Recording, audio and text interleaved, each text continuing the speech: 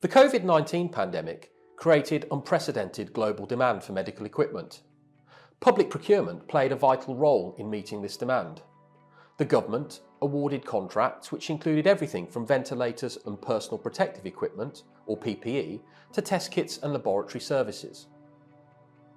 While the main focus to date has been on PPE, billions of pounds was also spent under the government's Test and Trace programme, procuring test kits to detect and prevent spread of the virus.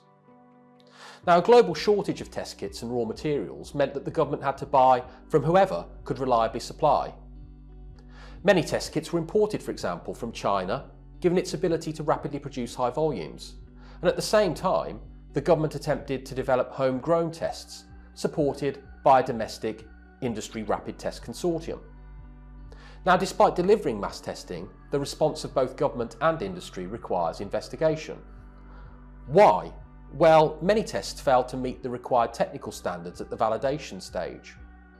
There has been a high-profile legal challenge in respect of the award of contracts for antibody tests, and ongoing contractual disputes between the government and suppliers.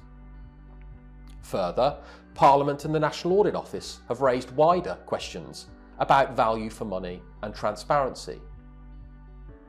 The British In Vitro Diagnostics Association commissioned the University of Nottingham to produce an independent research paper. It asks a series of probing questions.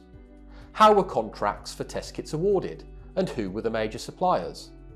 What processes were in place for validating, procuring and approving test kits, and were they effective? And what lessons can be learnt and recommendations made to ensure better preparation for future emergencies? This paper acknowledges the extraordinary efforts of all involved, but also encourages critical reflection on how to improve policy, processes and practice in future. In the short term, the paper's findings should assist ongoing inquiries and public policy research.